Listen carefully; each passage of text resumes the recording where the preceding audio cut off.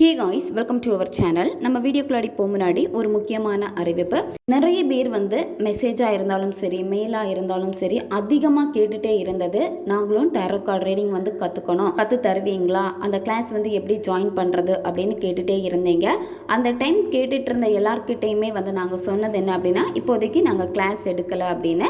Class எடுக்கிறப்போ கண்டிப்பாக நம்மளுடைய சேனலில் அதை இன்ஃபார்ம் பண்ணுவோம் அப்படின்னு. இப்போ நீங்கள் ஆவலோடு எதிர்பார்த்துட்டு இருந்த அந்த கிளாஸ் ஸ்டார்ட் ஆக இருக்குது. இதில் நீங்கள் கலந்துக்கணும் விருப்பம் இருந்துச்சு அப்படின்னா நீங்கள் எனக்கு இன்ஸ்டா அல்லது மெயில் பண்ணுங்கள். உங்களை ப்ரொஃபஷனலான ஒரு டேரோ கார்டு ரீடராக மாற்ற முடியும். எப்படி கார்டு ரீடிங் பண்ணுறது, அதுக்கான விளக்கங்கள் எப்படி நீங்கள் கொடுக்குறது, இந்த மாதிரி ஆன்லைன் வழியாக நீங்கள் கற்றுக்கலாம். 5 நாள் வகுப்பு இருக்கும். இதில் எல்லாமே உங்களுக்கு சொல்லிக் கொடுப்போம். இந்த கிளாஸ் நான் தான் உங்களுக்கு எடுக்க போகிறேன். இதில் கலந்துக்கணும், நீங்களும் ஒரு டேரோ கார்டு ரீடராக மாறணும் அப்படின்னா மறக்காமல் இன்ஸ்டா அல்லது மெயிலில் நீங்கள் காண்டாக்ட் பண்ணி இந்த கிளாஸில் ஜாயின் பண்ணிக்கோங்க. மிஸ் பண்ணவே பண்ணாதீங்க. இந்த டேரோ கார்டு ரீடிங் நீங்கள் கற்றுக்கிட்டீங்க அப்படின்னா உங்கள் வாழ்க்கையில் அடுத்தடுத்து உங்களுக்கு என்ன நடக்க போகுது, நீங்கள் ஏதாவது ஒரு விஷயம் செய்ய போகிறீங்க அப்படின்னா இது நான் செய்யலாமா, குழப்பத்துக்கான பதில் கிடைக்கும். இந்த மாதிரி உங்களுடைய வாழ்க்கையில் ஒரு முக்கியமான பங்காக இந்த டேரோ கார்டு ரீடிங் அமையும். இந்த டேரோ கார்டு ரீடிங் வழி நீங்கள் ஏதாவது ஒரு விஷயம் செய்ய போகிறீங்க அப்படின்னா அது செய்யலாமா வேணாமா, அதுக்கு நான் எப்படி ஸ்டெப் எடுக்கிறது, இது எல்லாத்துக்கான பதிலும் உங்களுக்கு கொடுக்கும். மற்றவங்க உங்ககிட்ட ஏதாவது பதில் கேட்டாலும் இந்த டேரோ கார்டு ரீடிங் வழி நீங்கள் அதுக்கான கரெக்டான பதிலை உங்களால் கொடுக்க முடியும். அந்த அளவுக்கு நாங்கள் கொடுக்கக்கூடிய ரீடிங் எல்லாமே ரொம்ப அக்குரேட்டடான ரீடிங்காக இருக்கும். அது இப்போ கற்றுக் கொடுக்கப்படுகிறது.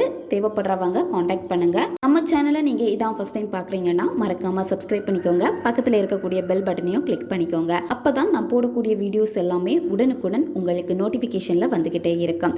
வாங்க வீடியோக்குள்ளாடி போகலாம். இந்த வீடியோவில் நம்ம பார்க்க போகிறது, நீங்கள் உயிராக நேசித்த நபர் இப்போ உங்களை சுத்தமாக கண்டுக்காமல் இருக்காங்க. நீங்கள் தேடி தேடி போய் பேசிக்கிட்டே இருந்தாலும் உங்களுக்கு மதிப்பு கொடுக்க மாட்டேங்கிறாங்க. நீங்கள் அவங்க வாழ்க்கையில் முக்கியமான ஒரு பர்சன் இல்லை அப்படின்னு அவங்க உணர்த்திக்கிட்டே இருக்காங்க. ஆனால் உங்களால் அந்த பர்சனை விட்டு விலகவே அந்த பர்சன் என்னை தேடி வரணும், என்னுடைய வேல்யூ என்னென்னு அவங்க புரிஞ்சுக்கணும், என்கிட்ட அன்பாக பேசணும். என்கிட்ட அன்பாகவே பேச மாட்டேங்கிறாங்க. எப்போ பார்த்தாலும் கோவப்படுறாங்க, விருப்பாக தான் பேசுகிறாங்க. இது எல்லாமே எனக்கு ரொம்ப ஹர்ட் பண்ணுற மாதிரியே இருக்குது. அந்த நபர் பழைய மாதிரி என்கிட்ட அன்போடு நடந்துக்கணும் அப்படின்னு நீங்கள் நினைக்கிறப்போ இதை நீங்கள் செய்யுங்க. அந்த நபர் உங்ககிட்ட பேசாமல் இருக்காங்க அப்படின்னா இதை நீங்கள் செய்கிறப்போ அந்த நபர் எங்கே இருந்தாலும் சரி அவங்களால உங்ககிட்ட பேசாமல் இருக்கவே முடியாது. உங்களுக்கு உடனே கால் பண்ணுவாங்க. உங்களை சுத்தமாக தேடவே மாட்டேங்கிறாங்க, என்னை பற்றி நினைக்கவே மாட்டேங்கிறாங்க அப்படின்னா இதை நீங்கள் செய்கிறப்போ அந்த நபர் ஆட்டோமேட்டிக்காக உங்களை தேடுவாங்க.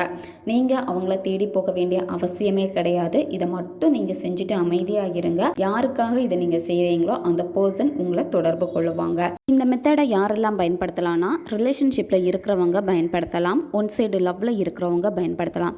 கணவன் மனைவிக்கு இடையில பிரச்சனை வந்துக்கிட்டே இருக்குது, அவங்க என்கிட்ட முகம் கொடுத்து பேச மாட்டேங்கிறாங்க, வீட்டில் யார்கிட்டையுமே பேச மாட்டேங்கிறாங்க, பிரிஞ்சிருக்கோம், இந்த சிச்சுவேஷனில் நீங்கள் இருக்கீங்க அப்படின்னா நீங்கள் இதை செய்யுங்க. பெற்றோர் குழந்தைகளுக்காக, குழந்தைகள் பெற்றோர்களுக்காக இதை செய்யலாம். நண்பர்களுக்காக இதை நீங்கள் செய்யலாம். நன்மைக்காக மட்டுமே பயன்படுத்துங்க.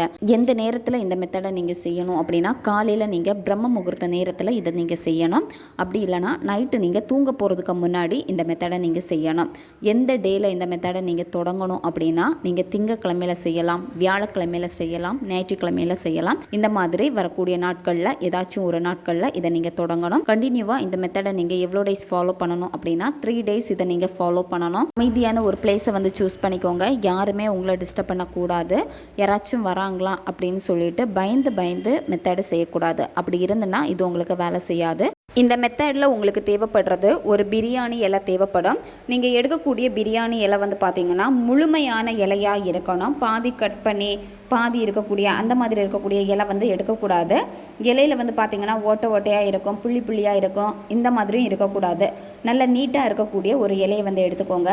இந்த இலையை நல்லா வாஷ் பண்ணி எடுத்துருங்க. எடுத்துட்டு இதில் நீங்கள் ரிலேஷன்ஷிப்புக்காக பண்ணுறீங்க அப்படின்னா, ஒன் சைடு லவ்வில் இருக்கிறவங்க, கணவன் மனைவி இந்த மாதிரி ரிலேஷன்ஷிப்பில் இருக்கிறவங்க பண்ணுறீங்க அப்படின்னா நீங்கள் ரெட் ரெட் கலர் பென் வந்து பயன்படுத்திக்கோங்க. நண்பர்களுக்காக பண்ணுறீங்க, பெற்றோர் குழந்தைகளுக்காக, குழந்தைகள் பெற்றோர்களுக்காக அப்படின்னா நீங்கள் இதில் வந்து ப்ளூ கலர் பென் வந்து தான் பயன்படுத்தணும். நீங்கள் மெத்தடு செய்யக்கூடிய அந்த ரூமில் அந்த இடத்துல வந்து ஒரு கேண்டில் அல்லது தீபம் ஏற்றி வச்சுக்கோங்க. அந்த தீப ஒளியில் உட்காந்துட்டு தான் இதை நீங்கள் செய்யணும். நீங்கள் எடுத்து வச்சிருக்கக்கூடிய அந்த பே லீஃபில் வந்து இந்த நம்பரை வந்து நீங்கள் எழுதணும். இப்போ உங்களுக்கு வீடியோ ஸ்க்ரீன்லேயே வரும், பார்த்துக்கோங்க. 3660811 லாஸ்ட்டில் 4 டாட் போட்டிருக்கு. இந்த இடத்துல நீங்கள் விரும்பக்கூடிய அந்த நபருடைய லாஸ்ட்டு 4 டிஜிட், அதாவது அவங்களுடைய மொபைல் நம்பருடைய லாஸ்ட்டு 4 டிஜிட் நம்பர் வந்து நீங்கள் எழுதணும். எழுதுகிறப்பவே அந்த நபர்கிட்ட இருந்து உங்களுக்கு கால் வருது, நீங்கள் அட்டன் பண்ணி பேசுகிறீங்க. அந்த நபர் வந்து உங்ககிட்ட ரொம்ப அன்பாக நடந்துக்கிறாங்க. எப்படி அந்த பர்சன் மாறணும், உங்ககிட்ட அன்பாக இருக்கணும், உங்களுக்கு உண்மையாக இருக்கணும், நீங்கள் எப்படி அந்த நபர் இருக்கணும்னு நினச்சிங்களோ அந்த மாதிரி தான் அந்த நபர் உங்ககிட்ட இருக்காங்க. அப்படி இருக்கிறப்போ நீங்கள் எவ்வளோ சந்தோஷப்படுவீங்க. அந்த சந்தோஷமான உணர்வு நிலையோட இப்போ அந்த பர்சன் எங்கிட்ட அந்த மாதிரி தான் இருக்காங்க, ரொம்ப நல்லபடியாக பேசுகிறாங்க, என்னை நல்லா கேர் பண்ணிக்கிறாங்க. இந்த மாதிரி நீங்கள் அதில் எழுதுகிறப்பவே அந்த உணர்வு நிலைகளை சந்தோஷமாக வெளிப்படுத்தணும். நபர் வந்து உங்களுக்கான நபர், இந்த பிரபஞ்சம் உங்களுக்கு இந்த நபரை வந்து பரிசாக கொடுத்துருக்கு, உங்கள் வாழ்க்கையில் ரொம்ப சந்தோஷத்தை கொடுத்துருக்கு, இந்த பிரபஞ்சமே எனக்கு கொடுத்த கிஃப்ட் இது அப்படின்னு சொல்லிட்டு அந்த உணர்வு நிலைகளை நீங்கள் வெளிப்படுத்தணும். பிரபஞ்சத்திற்கு மொழிகள் முக்கியம் கிடையாது, நீங்கள் கொடுக்கக்கூடிய அந்த உணர்வு நிலை தான் ரொம்ப ரொம்ப முக்கியம். அதனால் நீங்கள் என்ன செய்ய போகிறீங்களோ அந்த விஷயத்தில் மட்டும்தான் உங்களுக்கு கவனம் இருக்கணும். எழுதி முடிச்சதுக்கு அப்புறமா நீங்கள் என்ன பண்ணணும் அப்படின்னா, இப்போ நீங்கள் அந்த பே லீஃபுக்கு மேலே இந்த நம்பரை எழுதிட்டீங்க. உங்களுடைய நாக்கின் அடிப்பகுதியிலிருந்து எச்சில் எடுக்கணும். உங்களுடைய சலவையை எடுத்துட்டு அந்த நம்பருக்கு மேலே நீங்கள் தேய்க்கணும். தேய்ச்சிட்டு அந்த நபருடைய பேரை சொல்லிக்கிட்டே நீங்கள் இருக்கணும். நீங்கள் எச்சில அந்த பிரியாணி இலைக்கு மேலே நீங்கள் தேய்க்கிறப்போ நீங்கள் என்ன நேமில் அவங்கள அதிகமாக கூப்பிடுவீங்களோ அந்த பெட் நேம் சொல்லியே நீங்கள் அவங்கள கூப்பிடுங்க. கூப்பிட்டுட்டு அதுக்கப்புறமா நீங்கள் என்ன பண்ணணும் அப்படின்னா, இந்த பே லீஃபை வந்து அந்த கேண்டிலில் காமிச்சு எரிச்சிருங்க. ஃபுல்லாக வந்து எரியணும், கையில் வந்து நெருப்பு படக்கூடாது. நீங்கள் பார்த்து எரிச்சுக்கோங்க. எரிச்சிட்டு அந்த சாம்பலை எடுக்கணும். சாம்பலை எடுத்துட்டு நீங்கள் என்ன பண்ணணும்னா, நீங்கள் யாருக்காக இதை நீங்கள் செஞ்சீங்களோ அந்த நபருடைய ஃபோட்டோவை பாருங்கள். ஃபோட்டோவை பார்த்துட்டு இந்த கணமே நீ என்னை தேடி வரணும், உன்னுடைய ஆழ்மனதிற்கு நான் போடும் கட்டளை இது, உன் ஆழ்மனம் என்னுடைய கட்டளையை மீறி எதுவுமே செய்ய முடியாது, உன் ஆழ்மனம் என் கட்டளைகளை ஏற்றுக்கொண்டதற்கு நன்றி, உன் ஆழ்மனதில் எனக்கான இடத்தை நான் நிரந்தரமாக பிடித்து விட்டேன் அப்படின்னு இந்த கட்டளை வாக்கியத்தை அவங்களுடைய ஃபோட்டோவை பார்த்துட்டு 7 முறை அல்லது 11 முறை நீங்கள் சொல்லணும். சொல்லிட்டு நீங்கள் கையில் வச்சிருக்கக்கூடிய அந்த சாம்பலை வந்து அவங்களுடைய ஃபோட்டோவை பார்த்து நீங்கள் ஊதி விட்டுருங்க. இதுதான் நீங்கள் செய்ய வேண்டியது. அதுக்கப்புறமா நீங்கள் படுத்து தூங்கிடணும். நீங்கள் மொபைல் எடுத்து பார்க்கக்கூடாது. அந்த நபர்கிட்ட வந்து சேட் பண்ணலாமா, இல்லை வந்து கால் பண்ணி நான் பேசட்டுமா, இல்லை அவங்க ஆன்லைனில் இருக்காங்களா, இந்த மாதிரி போயிட்டு தேடுறது இது எதுவுமே நீங்கள் செய்யக்கூடாது. நீங்கள் அடுத்து தேடி போகவே கூடாது. அடுத்து உங்களுடைய வேலையை பாருங்கள், நல்லா படுத்து தூங்கிடுங்க.